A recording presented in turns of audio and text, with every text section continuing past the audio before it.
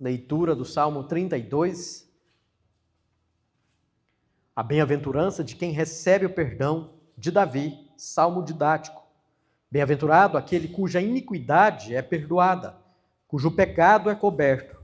Bem-aventurado o homem a quem o Senhor não atribui iniquidade e em cujo espírito não há dolo. Enquanto calei os meus pecados, envelheceram os meus ossos pelos meus constantes gemidos todo o dia, porque a tua mão pesava dia e noite sobre mim, e o meu vigor se tornou em sequidão de estio. Confessei-te o meu pecado, e a minha iniquidade não mais ocultei. Disse: confessarei ao Senhor as minhas transgressões, e tu perdoaste a iniquidade do meu pecado. Sendo assim, todo homem piedoso te farás súplicas, em tempo de poder encontrar-te. Com efeito, quando transbordarem muitas águas, não o atingirão. Tu és o meu esconderijo, tu me preservas da tribulação e me cercas de alegres cantos de livramento.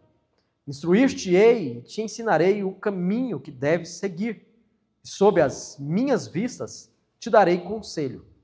Não sejais como o cavalo ou a mula, sem entendimento, os quais, com freios e cabreços, são dominados. De outra sorte não te obedecem. Muito sofrimento terá de curtir o ímpio, mas o que confia no Senhor, a misericórdia o assistirá. Alegrai-vos no Senhor e regozijai-vos, ó justos. Exultai, vós todos que sois retos de coração. Amém. Destacando o versículo 5, Confessei-te o meu pecado e a minha iniquidade não mais ocultei. Disse: confessarei ao Senhor as minhas transgressões e tu perdoaste a iniquidade do meu pecado. Nós vamos verificar aqui algumas lições nessa noite, nos recordar de algo tão precioso para nós e está lá nos cânones, no catecismo de Heidelberg. Nós vamos ler algumas perguntas e também aprofundar nas respostas que a Bíblia, a palavra do Senhor, nos instrui acerca de cada uma delas.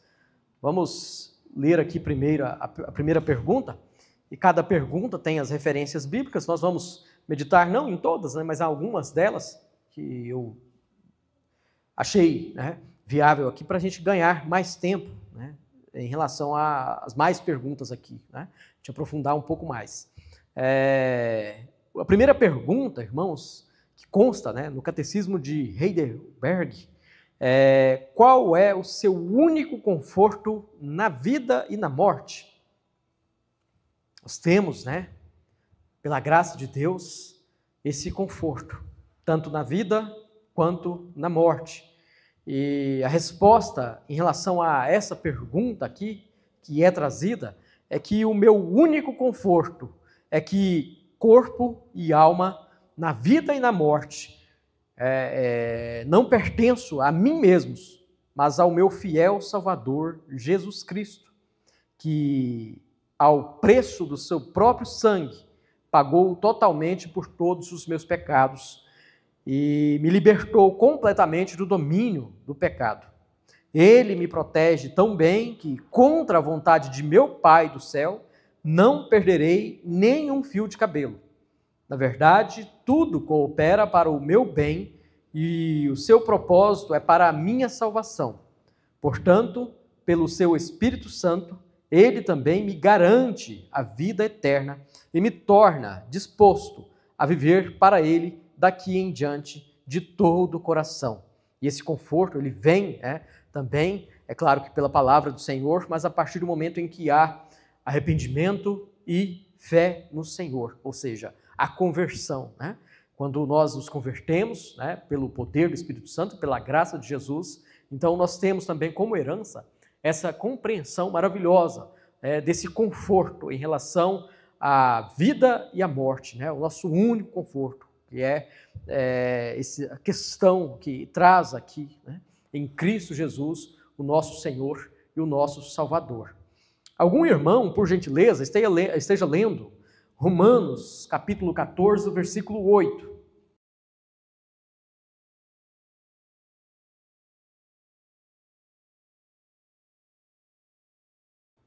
Quer pois morramos, quer pois vivamos, somos do Senhor. Isso traz aqui em relação à questão desse conforto, né? O conforto na vida ou na morte. Prosseguindo também, algum outro irmão esteja lendo, vamos ler João 8, do 34 ao 36.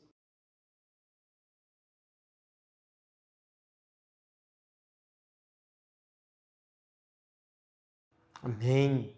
Então, Deus, em Cristo Jesus, Ele nos liberta dos pecados, né? Liberta completamente desse domínio, né, cruel do pecado. O Espírito Santo de Deus, em Cristo Jesus aqui também, nós vemos, né, essa libertação, nós compreendemos, né, essa libertação que Deus nos dá, né, através desse domínio, né, através de Cristo nos dá essa libertação, né, do domínio do pecado. Ele nos liberta completamente. Outro irmão esteja lendo 1 João 3:3.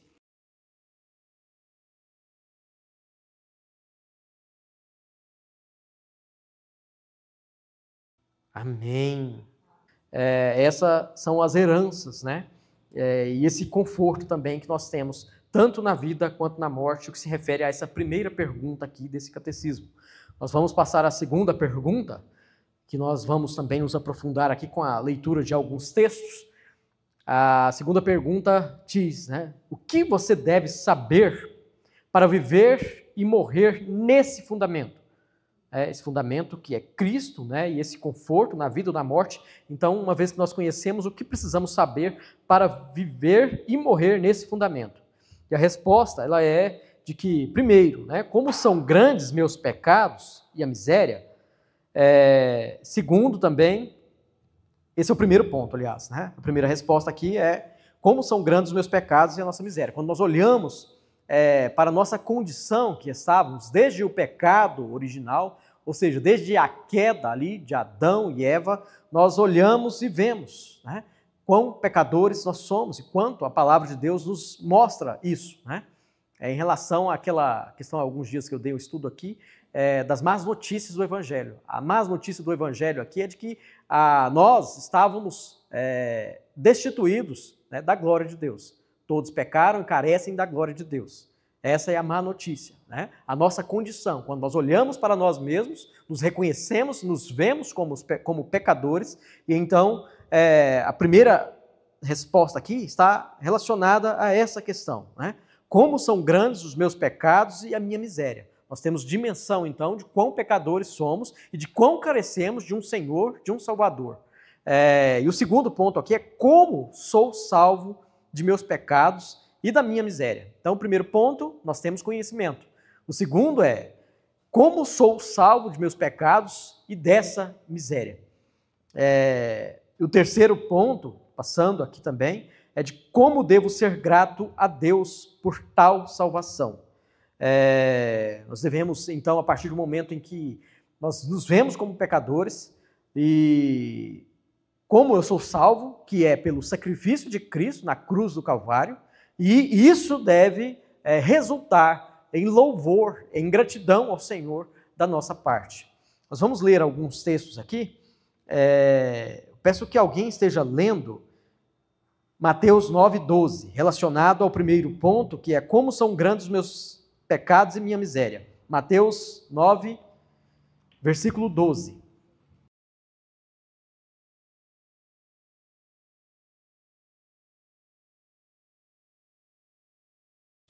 Leia também, Felipe, por gentileza, Romanos 3:10.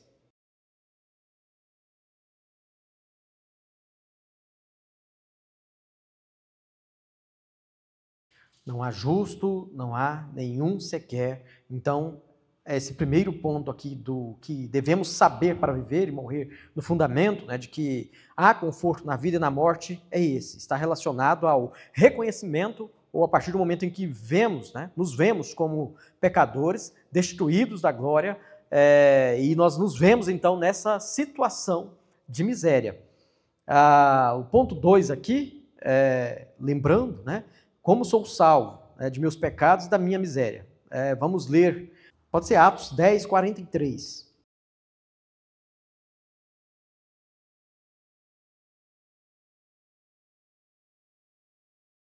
Então, por meio do nome dele, todo aquele que nele crê, ou seja, a pessoa do nosso Senhor e Salvador Jesus Cristo.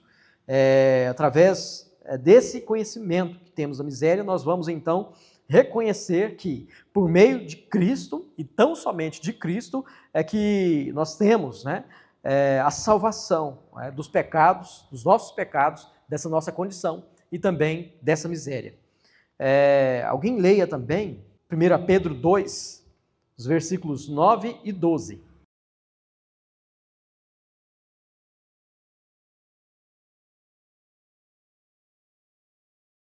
Amém. Então aqui está a questão do sacerdócio, né? Cristo aqui.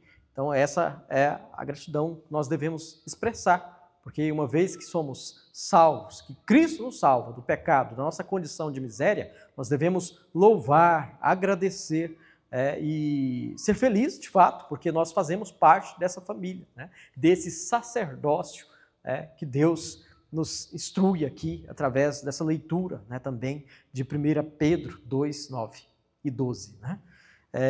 Passando adiante aqui, já na parte 1, no que diz respeito a aprofundar aqui nessa situação, no conhecimento da nossa condição de miséria, né? Nós vemos a primeira pergunta aqui: como você conhece a sua miséria? Nós conhecemos a nossa situação de miséria.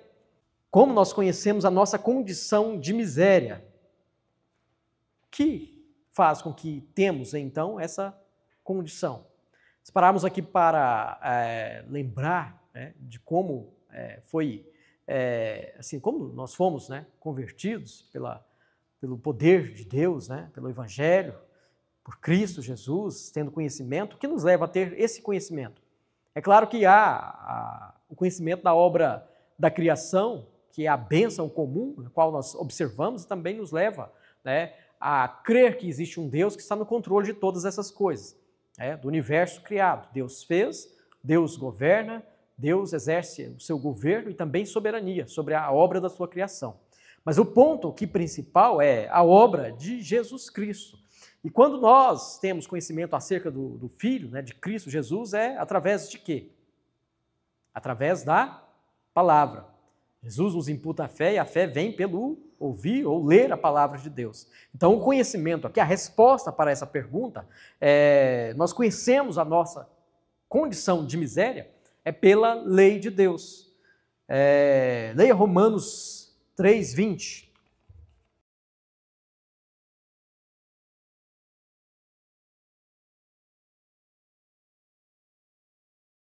Ou seja, pela lei vem o pleno conhecimento do pecado, ou seja, a palavra de Deus, ela nos instrui quanto à nossa pequenez, quanto à nossa condição de miséria, e quando nós lemos e somos instruídos, então assim, pelo Espírito Santo, nós temos conhecimento em relação à condição pecadora que nós estávamos, a condição de miséria. A pergunta 4, o que a lei de Deus exige de nós? Então agora nós temos conhecimento acerca da lei de Deus e o que ela nos instrui. Agora, o que essa lei exige de nós? E a resposta aqui é de que Cristo, ele nos ensina isso. Tem um resumo em Mateus 22, 37, 40. Ou seja, amarás o Senhor teu Deus de todo coração, de todo o teu coração, de toda a tua alma e de todo o teu entendimento. Este é o grande e primeiro mandamento. O segundo, semelhante a este, é: amarás o teu próximo como a ti mesmo. Destes 2 mandamentos dependem toda a lei e os profetas. Então, quando nós olhamos para a lei nos exige que nós amemos, né, ao Senhor de todo o coração, de toda a alma, de todo o entendimento, e também que nós devemos amar ao nosso próximo, né, como a nós mesmos. Então, esse é o resumo aqui da lei e as suas exigências acerca, né, do que nós devemos realizar, do nosso proceder, do nosso comportamento. É claro que nós não conseguimos cumprir toda a lei, por isso Cristo veio ao mundo, né? Somente Ele, ele veio cumprir, ele é o cumprimento dessa lei, mas essa lei em si, ela nos instrui acerca de como nós devemos proceder no nosso dia a dia. Qual a visão que nós devemos ter em relação ao nosso próximo, amando, né, o nosso próximo, e também, primeiramente, em relação a Deus. Isso nos remete à questão da questão horizontal do nosso próximo e a questão vertical, que é diretamente com o nosso Deus. Pergunta posterior aqui é de que você pode guardar essa lei perfeitamente? Eu já adiantei aqui parte, mas será que nós podemos guardar perfeitamente essa lei? E a resposta é que não. Nós não podemos guardar totalmente, né, ou perfeitamente essa lei, porque a nossa natureza é de sermos inclinados a odiar a Deus e também de odiar ao nosso próximo. Isso se dá em virtude do pecado, né? Então a nossa natureza, ela é pecaminosa. Por isso nós lutamos. Quando nós lemos Romanos 7, a partir do versículo 14, onde nós vemos ali um texto que fala muito, particularmente ao meu coração, dessa situação, né? Ali quando nós vemos, né, a nossa pequenez, embora nós queremos fazer o mal, mas nós não fazemos, né? O mal que... Não queremos fazer o bem, aliás, perdão, eu disse o mal, né? O bem. Nós queremos fazer o bem, mas o bem que nós desejamos fazer, às vezes não somos capazes de fazer. Mas o mal que nós não queremos fazer, esse nós fazemos assim, praticamos quase que involuntariamente. E isso, né, traz também uma ligação em relação a essa situação de cumprir a lei. Quando nós observamos também o Sermão do Monte, eu me lembro que foi o primeiro estudo, inclusive, que o pastor Davi fez quando ele chegou aqui na igreja em 2021. Estudamos quase que todo ano de 2021, se não me engano, né? Quase um ano. A gente começou, acho que em abril ou maio, e a gente foi até várias lições, Sermão do Monte, até o início, acho que início de janeiro de 2022, quando nós concluímos. Mas assim, estudar o Sermão do Monte nos faz ver que, de fato, a obra salvadora, redentora é em Cristo Jesus, somente Ele cumpriu a lei, e quando nós observamos ali tudo isso, nós vemos quão pecadores somos. Né? Tudo que remete ali à questão do cumprimento, nós falhamos em tudo. Quando diz que ao olhar, né, ou ao desejar o mal do irmão, nós estamos já assassinando ele. Então, às vezes, nós nos vemos não como assassinos, como ladrões, como adúlteros, né? Mas nós transgredimos em tudo isso, porque o pensamento, às vezes, nos vem sem que mesmo, né, temos o controle dele. E isso é o que traz aqui e nos faz, né, meditar nisso, aprendendo e reconhecendo que nós não podemos cumprir perfeitamente essa lei. Nós vamos ler Romanos 3,10, já foi lido. Vamos ler 1 João, capítulo 1, dos versículos 8 e 10.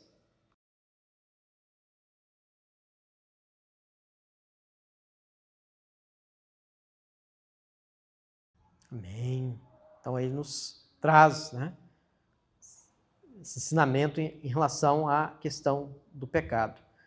Nós não podemos cumprir perfeitamente a lei.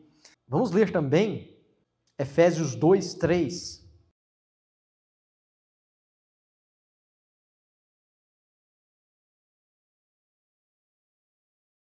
Entre os quais também todos nós andamos outrora, segundo as inclinações da nossa carne, fazendo a vontade da carne e dos pensamentos, e éramos, por natureza, filhos da ira, como também os demais. Então, essa é a nossa condição, né? Por isso, nós não conseguimos cumprir a lei perfeitamente. E isso também nos leva, né, à próxima pergunta. Por que Deus criou, né, o homem tão mau e perverso? Será que Deus nos fez mau e perverso? Quando nós lembramos ali os relatos, né, iniciais em Gênesis, quando nos lembramos de Adão e Eva, eles foram criados perfeitos, mas pela desobediência é que houve então o pecado. Deus não criou o homem mau. Deus criou o homem perfeito, criou o homem à sua imagem. No entanto, pela desobediência, houve então a consequência. E essa consequência é de que nós então passamos a praticar o mal, ou seja, o pecado entrou no mundo com essa desobediência de Adão e Eva. Deus criou o homem bom e à sua imagem. Isto é, em verdadeira justiça e santidade, para conhecer corretamente a Deus, seu Criador, amá-lo de todo o coração e viver com Ele em eterna felicidade, para louvá-lo e glorificá-lo. Deus não criou o homem mau. Por isso nós vemos nessa obra redentora, houve a queda, mas houve também aquele que veio para nos remir, para nos purificar de todo o mal e nos perdoar também os pecados. Então, o fim principal do homem aqui se relaciona, está destacado aqui já na parte final, que é de louvar e glorificar a Deus. Deus nos fez com esse propósito, de louvar e glorificar a pessoa dele, tão somente dele. Vamos ler Gênesis 1, 26 e 27. Também disse Deus: façamos o homem à nossa imagem, conforme a nossa semelhança. Tenha ele domínio sobre os peixes do mar, sobre as aves dos céus, sobre os animais domésticos, sobre toda a terra e sobre todos os répteis que rastejam pela terra. Criou Deus, pois, o homem à sua imagem, a imagem de Deus o criou. Homem e mulher os criou. Está aqui relacionado à obra da criação, a criação do homem. Deus fez o homem perfeito, ou seja, a sua imagem e semelhança. É claro que com o pecado isso foi corrompido, mas nós então temos a esperança em Cristo Jesus e por isso nós não somos ou não devemos nos ver como criado mal ou perverso. Deus nos criou a sua imagem e semelhança e com a desobediência que houve então a questão da perversidade e da maldade e consequentemente a nossa situação de miséria, de estar destituídos da glória de Deus por ocasião do pecado praticado. De onde vem então essa natureza corrompida do homem? Vamos entender isso, Nós sabemos que, como foi dito, a origem, de onde vem essa natureza, a origem dessa natureza corrompida do homem, ela está relacionada diretamente ao pecado, ou seja, à queda. Então, houve a desobediência de nossos primeiros pais, Adão e Eva, ali no paraíso. Ali, nossa natureza, ela se tornou envenenada. Que todos nós somos concebidos, então, a partir de então, somos concebidos em pecado e nascemos nele. Romanos 5, 12, 18 e 19.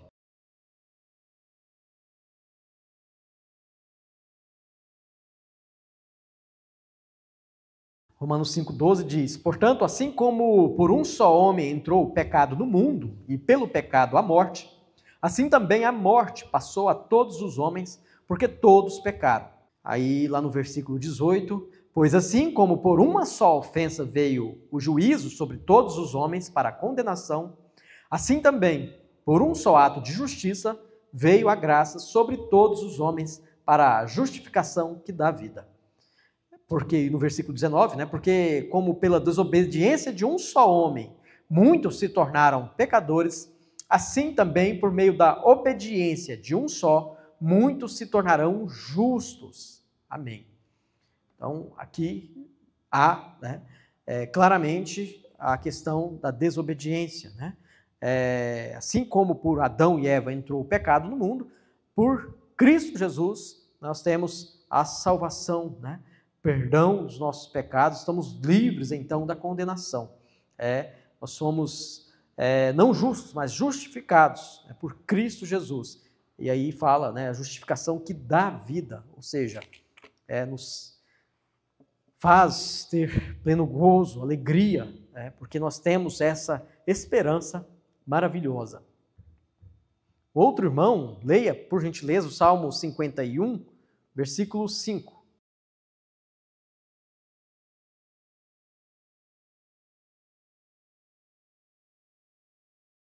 A nossa natureza. Eu nasci na iniquidade e em pecado me concebeu minha mãe. Então nós vemos que a partir da queda, nós, quando nascemos, nós nascemos não inocentes, né? Nós nascemos pecadores, porque há uma situação, muitos equivocadamente acham que uma criança, quando nasce ali, ela já nasce na condição de sem pecado. Mas, na verdade, é diferente disso, né? O bebê já nasce chorando, ou seja, já revela ali a fome, a sua inquietação, né? Basicamente porque ele quer, né, se nutrir, ele quer um alimento, e isso já mostra por si, né, que ele também é um pecador e carece, né, dessa glória, carece da graça de Deus. E também, além disso, né, de quando a criança nasce, nós, quando nascemos em si, desde o pecado ali, nós temos como herança também esse pecado, né? Porque houve a desobediência de Adão e Eva. E isso nos traz aqui, né, esse conhecimento aqui, né, essa verdade em relação a essa situação. E também mostra também, pelo primeiro Adão entrou o pecado, e como, né, por Cristo, o segundo Adão, nós temos a libertação desse pecado, ou seja, a esperança, né? O perdão dos nossos pecados. Tudo isso relacionado a essa origem corrompida do homem. Somos tão corrompidos que não conseguimos fazer bem algum e somos inclinados para todo mal. Como os irmãos se veem aqui? Nós somos corrompidos, nós conseguimos fazer algo, né, por nós mesmos, produzir frutos, né, bons, que não seja, né, pela misericórdia de Deus, trabalhando em nossa vida? Nós somos, sim, né? A resposta é sim. Nós somos corrompidos, e muito corrompidos.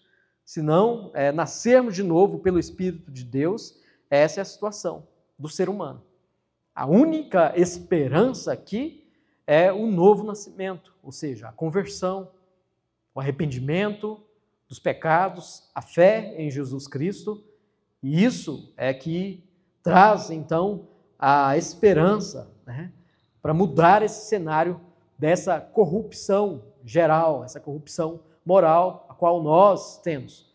Muitos, inclusive, não gostam, né, ou não se veem assim. Acham que nós temos um pouquinho de bondade, mas se não fosse pela graça de Deus, irmãos, presente em nossa vida, nós estávamos verdadeiramente perdidos, viu? Essa é a nossa condição. A corrupção, né, decorrente desse pecado original. Se não houvesse, né, ou se não houver esse novo nascimento, se não passar pela conversão, não experimentar toda essa obra, né, é claro que pela misericórdia de Deus, mas se não for por esse caminho, nós não temos esperança, né?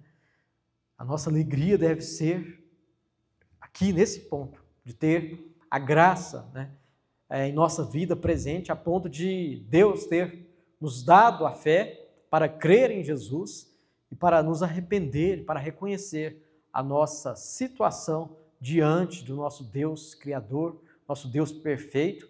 E por isso Ele enviou o seu Filho, Jesus Cristo, perfeito, seu Filho, né, que veio ao mundo, viveu como homem, mas não pecou. Somente Ele, né, a figura de homem, mas sendo Ele Deus, não pecou, para fazer cumprir em tudo isso, né, aquele Cordeiro perfeito, tendo morrido a nossa morte, vertido o seu sangue ali na cruz do Calvário. E toda essa obra é a obra da redenção, que Deus dá, né, essa bênção específica. Como disse inicialmente, há essas duas bênçãos, né, é claro, específicas aqui, em relação à salvação em Cristo Jesus, e a bênção, né, comum, a bênção comum que é a todos, né, E a bênção específica para aqueles que creem em Cristo Jesus. Tudo isso nós vemos para aqueles que creem verdadeiramente, e essa obra da redenção, né, é maravilhosa.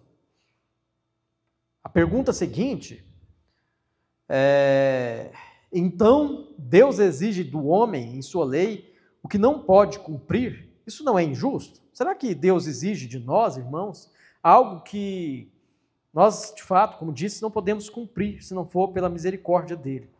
Isso não há injustiça aqui, tá? Vale reforçar esse ponto.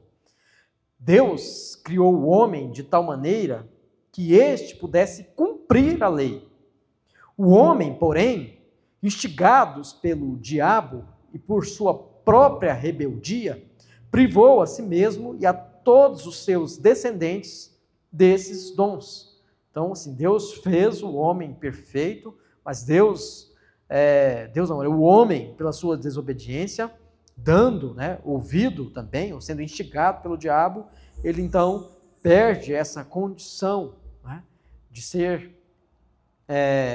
na verdade, justo. Então, ele, né, o homem ali desde o pecado original, ou seja, nós todos somos pecadores, a nossa origem, a nossa tendência é pecaminosa. Por isso nós carecemos de Deus, né? Por isso nós carecemos, né, de Jesus Cristo, né, de ter Ele morrido a nossa morte para nos libertar. A libertação vem por Cristo Jesus. Vamos ler 1 Timóteo 2, os versículos 13 e 14. Diz, né? Porque primeiro foi formado Adão, depois Eva. E Adão não foi iludido, mas a mulher, sendo enganada, caiu em transgressão.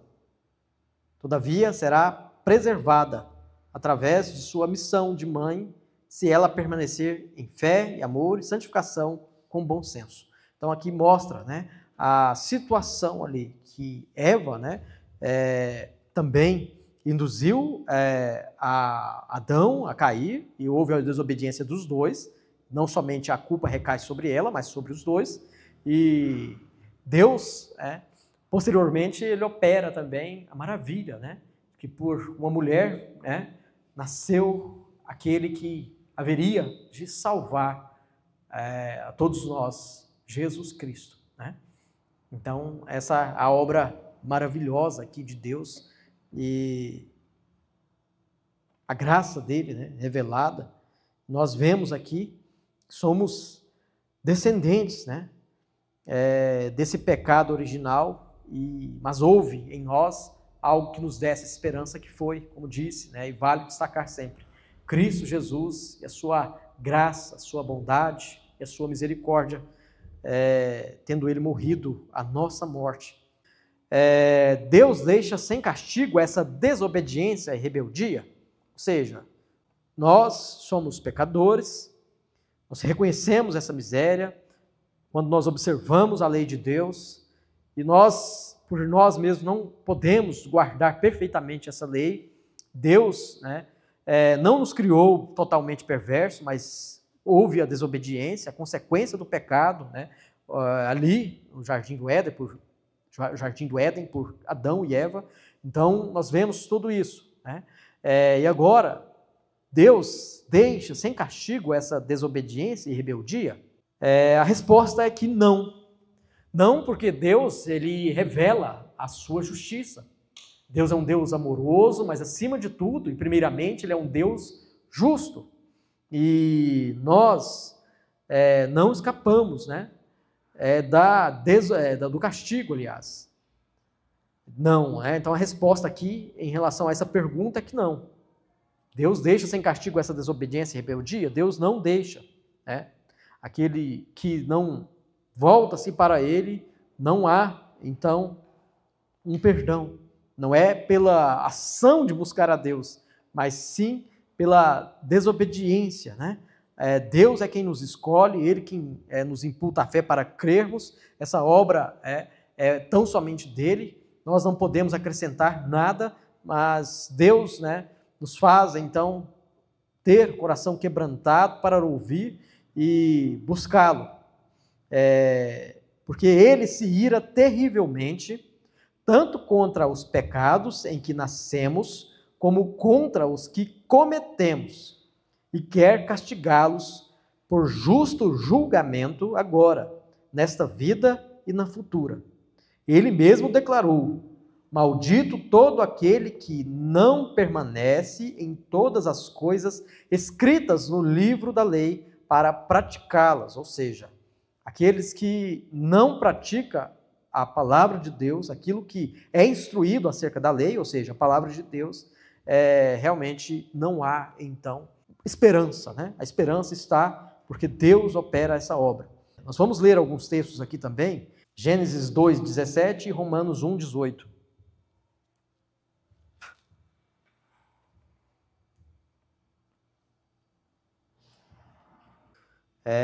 Então, Deus não deixa sem castigo essa desobediência. E quando nós vemos a questão da desobediência aqui, nós nos lembramos também do tribunal de Deus, que é relatado ali em Apocalipse, se não me engano, acho que é Apocalipse 20, né? Acho que é isso mesmo. E onde fala ali de que haverá o dia do juízo, o dia do julgamento, em que Deus virá, né, como sendo Ele o juiz, nós como réus, e aquele que tem o advogado, ou seja, Cristo Jesus, tem a esperança. Aquele, porém, que não tem, a ele não cabe esperança. Então, Deus, essa resposta aqui, ela é também contida ali, né, em Apocalipse. Nós, em si, nós seremos submetidos, né? E ali fala também que pelo critério das obras, né, todos não têm esperança, seriam todos condenados. Mas quando nós olhamos ali e observamos a justificação em Cristo Jesus, então nós temos a esperança, porque Ele é o nosso advogado e intercede junto ao Pai por nós. Então, respondendo a essa pergunta, aqueles que não praticam, ou seja, que rejeitam essa verdade, eles simplesmente serão condenados, estarão ali no lago de fogo, enxofre, né? Onde há choro e ranger de dentes. Essa é a nosso conhecimento que temos, né? E por isso nós devemos louvar a Deus, porque nós temos, né, o advogado que é Cristo. E essa verdade chegou a nós. Nós não vivemos perfeitamente, não temos condição para isso, para desempenhar totalmente essa lei. Por isso nós carecemos de algo que é Cristo Jesus. E nós devemos verdadeiramente, né, nos alegrar por tudo isso. Não porque há merecimento da nossa parte, mas em demonstração da graça de Deus, da sua justiça, né, também da sua misericórdia e bondade, nós temos a esperança, né, da vida eterna. E a última pergunta: mas Deus não é também misericordioso? E aqui nós vamos ver, né, finalizar com a misericórdia de Deus. Deus, na verdade, é misericordioso. Deus é misericordioso, mas também é justo, como disse. Por isso, a sua justiça exige que o pecado cometido contra a sua suprema majestade seja castigado também com a pena máxima, quer dizer, com o castigo eterno em corpo e alma. Deus é misericordioso, mas também é justo. E nós temos, como disse, né, citando esse exemplo aqui, e dessa passagem em Apocalipse, o castigo para aqueles que rejeitam e não creem é o castigo eterno. E isso é algo terrível, né? Ao imaginarmos, às vezes a gente tem até a tendência, às vezes, de relativizar tudo isso, mas é algo terrível, conforme a palavra do Senhor nos instrui e nos revela acerca, né, do juízo para aqueles que rejeitam e não temem a Deus. Deus tenha misericórdia de nós e que possamos cada vez mais nos maravilharmos, né, com a graça dele em nossa vida, reconhecer que somos pecadores, olhar para a nossa condição antes mesmo da nossa conversão e ver o quão nós carecíamos, né, dessa glória, quanto nós carecemos, e ver que também nós, por nós mesmos, não conseguimos fazer algo de bom sem que seja pelo mover de Deus em nossa vida. E, consequentemente, também saber que Deus, Ele é justo, Ele opera a sua justiça e nós temos a esperança porque temos o nosso advogado, que é o nosso Senhor e Salvador, Jesus Cristo. Nós vamos orar ao Senhor nesse momento, oremos. Pai querido, Deus de amor, obrigado, ó Deus, pela Tua palavra, a lei do Senhor que nos revela, ó Deus, a Tua justiça, o Teu amor, a Tua misericórdia, a Tua bondade, e que também nos faz, ó Pai, ter conhecimento de como, ó Pai, nós carecemos do Senhor. Da condição que estávamos, ó Pai, desde o pecado, desde a queda, ó Pai, de Adão e Eva, esse pecado também que herdamos, ó Deus, por isso nós carecemos do Senhor, ó Pai, e o Senhor, ó Deus, graciosamente nos dá então a fé e para crer em Cristo Jesus, na sua obra salvadora, sua obra salvífica, ó Deus, que somente Ele, sendo Deus justo, ó Pai, poderia realizar.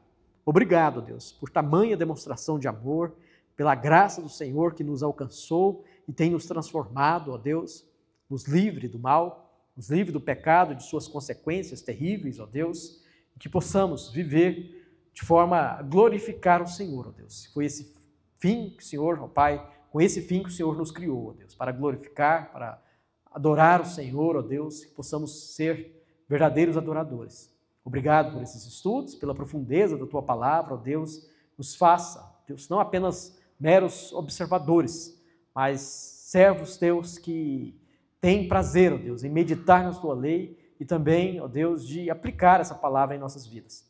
Possamos praticar a Tua palavra, ó Deus, e não apenas viver ou ser simpatizantes dela. Nunca nos esquecendo, ó Deus, que o Senhor é gracioso e o Senhor também é justo, ó Deus. Nós temos diante do Senhor, ó Pai, o advogado que é Cristo Jesus, motivo da nossa alegria, ó Deus, do nosso regozijo, que o nosso viver possa ser, de fato, diferente, ó Deus, possamos demonstrar a verdadeira alegria, ó Deus, àqueles que carecem também de ouvir da mensagem de salvação. Em nome de Jesus que oramos a Ti. Amém.